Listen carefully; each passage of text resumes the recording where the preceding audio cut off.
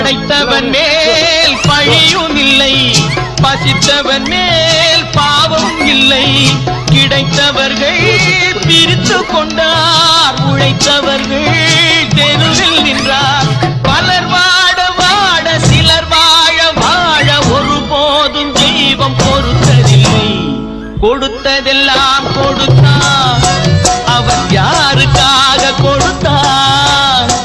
ஒருத்தருக்கா கொடுத்தார், இல்லை